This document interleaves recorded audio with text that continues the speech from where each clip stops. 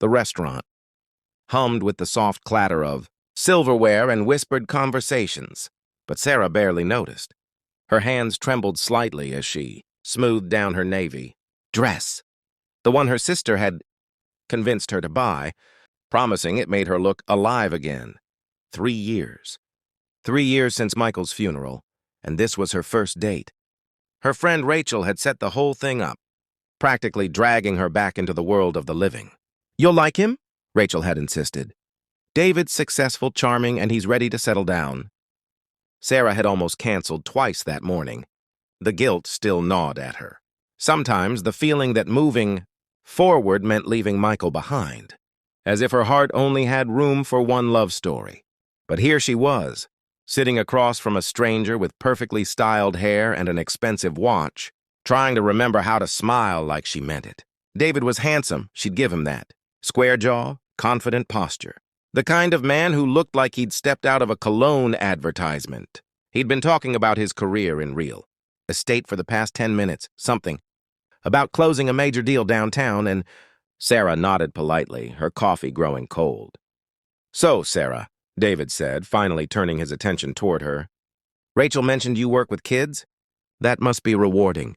"I'm a second-grade teacher," she replied, grateful for familiar ground. "It's challenging, but yes, incredibly rewarding.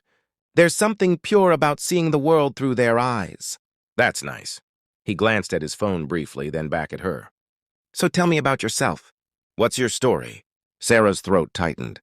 "What's your story?" Such a simple question, yet it contained multitudes. How did you summarize losing the love of your life to cancer at 32? How did you explain the nights you still reached across the bed, forgetting for just a moment that he was gone? "Well," she began carefully, "I grew up in Connecticut, moved here for college, and stayed because I fell in love with the city. I love reading, mysteries mostly, and I volunteer at the animal shelter on weekends. I have a golden retriever named Murphy who's terrible at fetching but excellent at stealing socks." David smiled, but it didn't quite reach his eyes. "And relationship-wise?" Rachel was a bit vague on the details. Here it was. The moment Sarah had been dreading. She could feel her pulse in her throat. "I was married," she said softly. "My husband, Michael, passed away 3 years ago. Pancreatic cancer. It was fast." The change in David's expression was instantaneous. His smile faltered, replaced by something between discomfort and... was that disgust? He leaned back in his chair, creating distance between them as if grief were contagious. "Oh," he said flatly. "Rachel didn't mention that." Sarah felt heat rising to her cheeks. "Does it matter?" David set down his coffee cup with deliberate precision. "Look, Sarah, I'm going to be honest with you, because I don't believe in wasting anyone's time." He paused, straightening his already straight tie. "I don't date widows." The words hit her like a physical blow. Sarah blinked, certain she'd misheard. "Excuse me?" "It's nothing personal," David continued, his tone matter-of-fact, as if he were explaining why he preferred Italian food over Chinese. "It's just too much baggage, you know. There's always going to be this ghost in the relationship, this perfect dead guy I'd be competing with. Plus, widows come with a lot of emotional heaviness. I'm looking for something light, fun, uncomplicated. Someone without all that history." Sarah sat frozen, her mind struggling to process the cruelty dressed up as honesty. Around them, the restaurant continued its cheerful buzz, completely oblivious to the small devastation happening at table 12. "Baggage?" she repeated, her voice barely above a whisper. David shrugged, missing or ignoring the tremor in her voice. "Look, I'm sure you're a nice person, but I need someone who can fully commit without living in the past. No offense." "No offense?" Sarah's shock was crystallizing into something sharper. "You just called my late husband a ghost and my grief baggage. And you think saying no offense makes that okay?" "I'm just being real with you." David checked his watch. "Most guys wouldn't be this upfront. They'd string you along for a few dates before bailing. I'm actually doing you a favor." Sarah stood abruptly, her chair scraping against the floor. Nearby diners glanced over. "A favor? You think reducing someone's love and loss to an inconvenience is a favor?" "Keep your voice down," David hissed, looking around nervously. "People are staring." "Let them stare." Sarah grabbed her purse, dignity wrapping around her like armor. I hope life never teaches you what real loss feels like, David. And I hope if it does, someone shows you more compassion than you've shown me. She turned to leave, vision blurred with angry tears. When she collided with someone, a young server carrying a tray laden with dishes.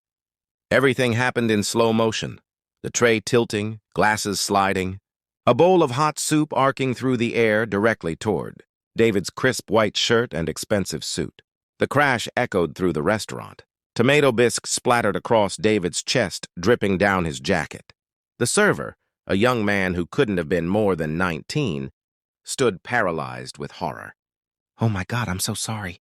I'm so sorry." The server's voice cracked with panic. His name tag read Jason. David erupted from his seat, face purple with rage. "Are you kidding me?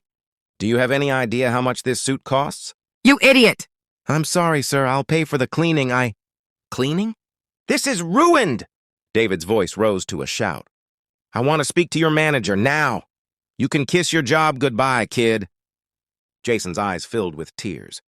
"Please, sir, I really need this job. My mom, she's sick, and I'm helping with her medical bills. It was an accident. I swear I'll do anything." "I don't care about your sob story," David snarled, yanking napkins from the table to dab uselessly at his shirt. "You should have been more careful. Some of us have important places to be." Sarah watched this exchange, something hard and bright forming in her chest. Without thinking, she stepped forward. "It was my fault," she heard herself say. Both men turned to stare at her. "What?" David said. "I bumped into him when I stood up. I wasn't looking where I was going. The accident was my fault, not his." Jason's mouth opened. But Sarah shot him a look that said, "Stay quiet." David sputtered. "That's not even—" "You were already walking away. I backed up to say one more thing to you and bumped into him. I take full responsibility." Sarah pulled out her wallet, extracting 3 20s, most of the cash she had on her. She pressed it into Jason's hand. "For the trouble." "You can't be serious," David said. Sarah turned to face him fully. "You said widows have baggage?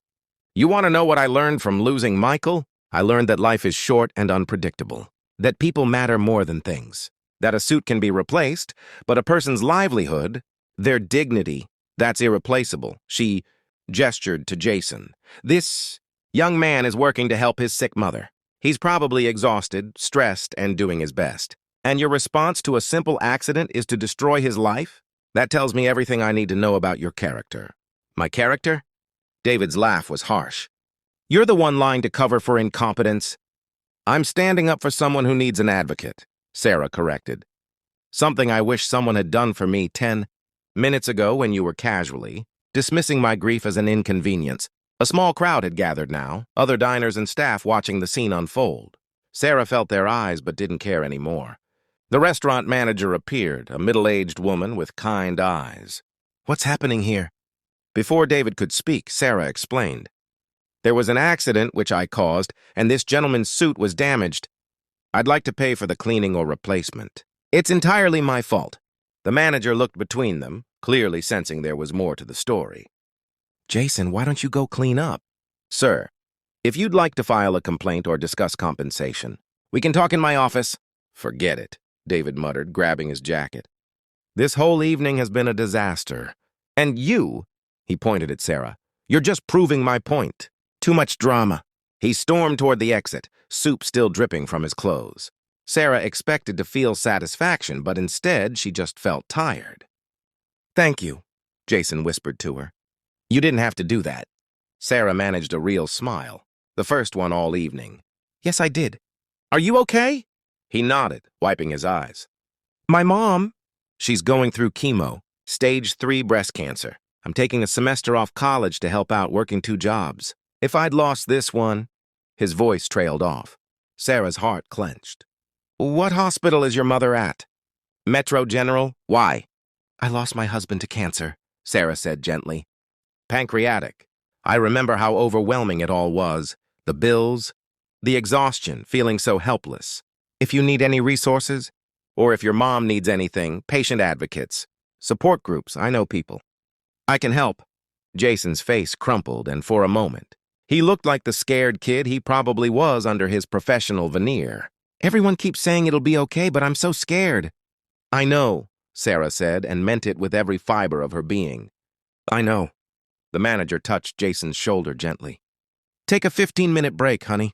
I think you've earned it. As Jason walked away, the manager turned to Sarah.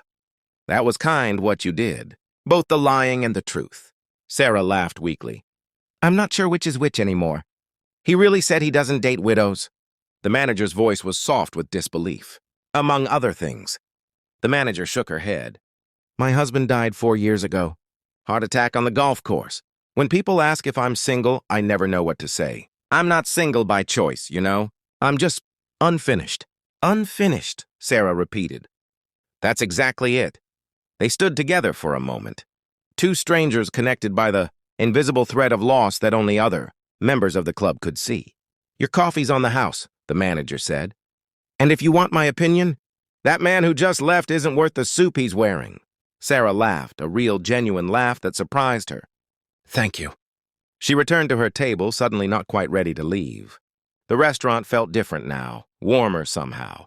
She ordered a piece of cheesecake and a fresh coffee, pulling out her phone to text Rachel about the disastrous date. But before she could type anything, Jason reappeared at her table. Miss, I'm sorry to bother you again, but...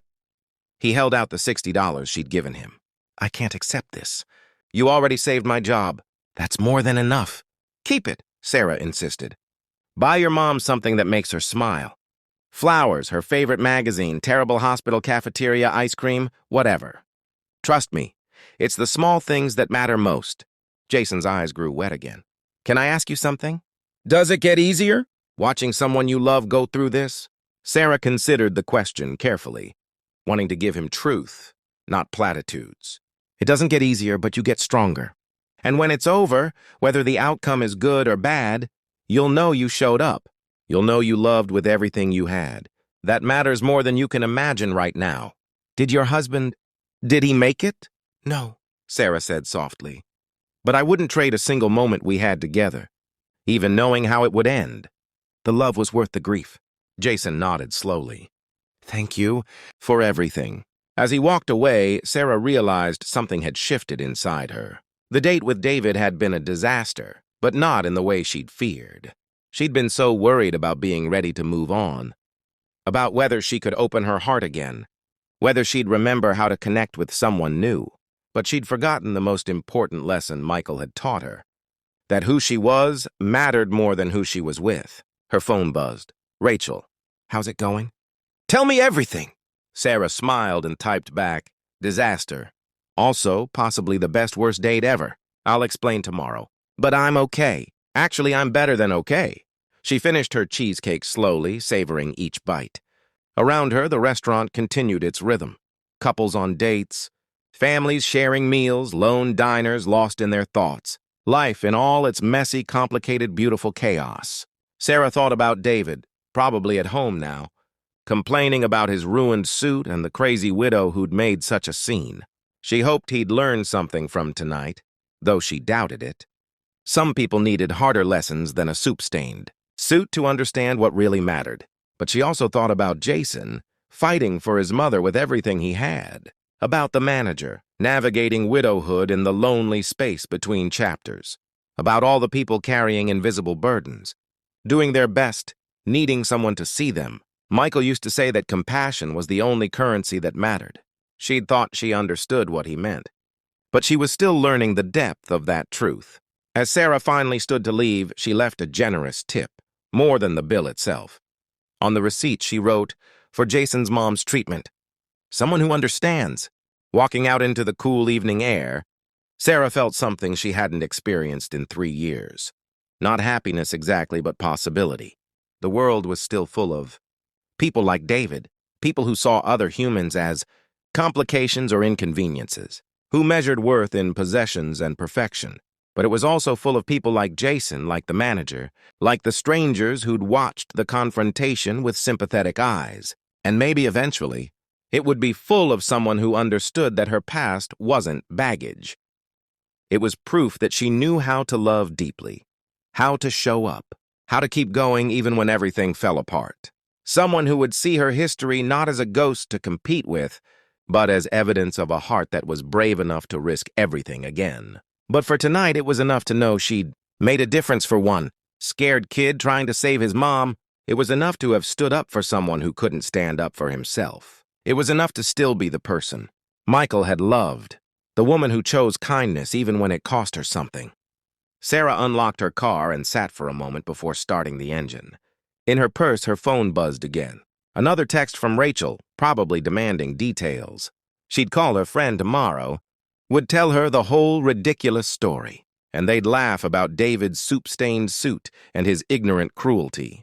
But Rachel would also understand the deeper truth, that tonight wasn't really about David at all.